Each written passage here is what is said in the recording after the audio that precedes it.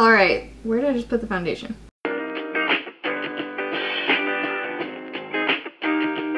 So today we have a first impressions video on the Illamasqua Rich Liquid foundation.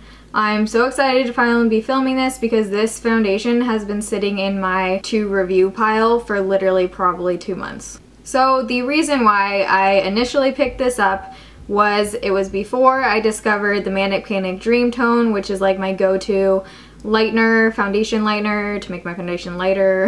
Was that necessary? So a couple months ago I was like on the hunt for good foundations for fair skin, and Illamasqua makes an amazing range of shades from super light, almost white, to foundations for deeper skin tones. So that's something that I really appreciate in a company, obviously a little bit lighter than the average human being. I was a little bit skeptical to buy this because it is freaking pricey.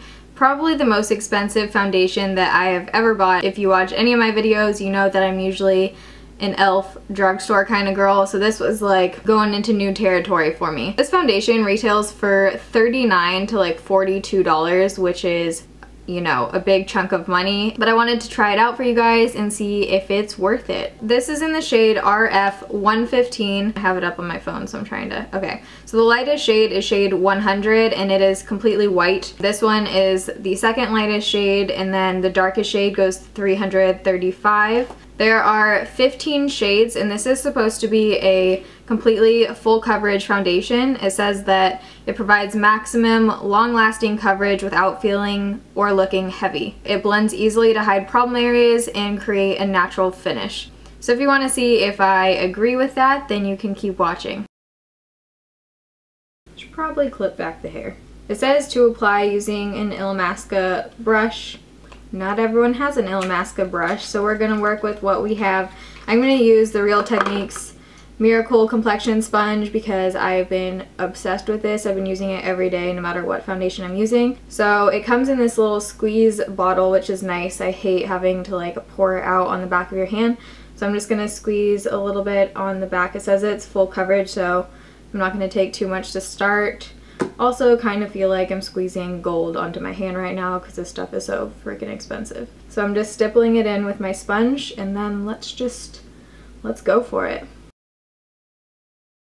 Okay, so it is like super freaking thick. Clearly pretty light. I think once we add blush and bronzer and stuff, it'll be okay, but this is really light. Kind of rocking the Casper look right now. It kind of smells like vanilla. Yeah, what the heck? It smells like birthday cake.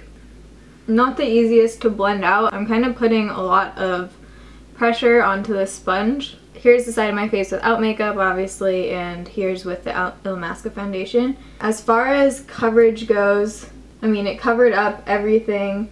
It's like clinging on to some of my dry patches over here. And under the eyes, it looks kind of funky. It's like settling in all of my lines. I do like how light it is just because that's really rare to find in a foundation. I wouldn't have to mix this with my Manic Panic because it is light enough by itself. I'm going to apply the rest of my face, and I still have like half of what I use, so you really just need a tiny bit. The consistency kind of feels like I'm putting on a concealer in a way, like it's that thick. Okay, I'm starting to feel like ghostly white right now. We're going to have to put on some major bronzer. So I have my full face done. I'm looking pretty scary right now. I'm going to put on the rest of my makeup and hope that I can kind of tone down this like stark white. Okay, so I obviously have the rest of my makeup on. If you want to see the look that I'm wearing right now, I will have a get ready with me video up after this one, so you can see that there. So obviously I got it to tone down a little bit. We're looking like a normal human being again. I've got to say I am not a fan of the finish. It's completely matte, but more than that, I feel like it's completely like emphasizing my pores. You can see all of my pores around here. My forehead looks like super textured. It's kind of like clinging to every possible thing it can on my face. I feel like I'm wearing full coverage foundation, and for me that's a lot to say because I pretty much wear full coverage foundation on a daily basis, but it just feels like heavy. Like, I don't know how to describe it, I just feel it on my face. As far as their blending out claim, I do think it hides problem areas. I don't think it blends out easily at all, and I don't agree with the fact that it doesn't look or feel heavy. I think it pretty much does both. I think this would be good to mix in with another foundation for that added coverage and lightness, but then again, I have my Manic Panic to do the same thing, and this is $12 versus $39. I do really appreciate the fact that Illamasqua has such a wide range of shades and recognizes that not everyone falls in the same 5 skin colors. Props to Illamasqua on that. Everything else I'm not that much of a fan of. We'll see how it lasts throughout the day, but to be honest, like I feel like I'm wearing a mask right now. It is almost 5 p.m. so it's been about 4 hours now with the foundation on, and I feel like it almost looks better now. It's kind of like settled into my skin.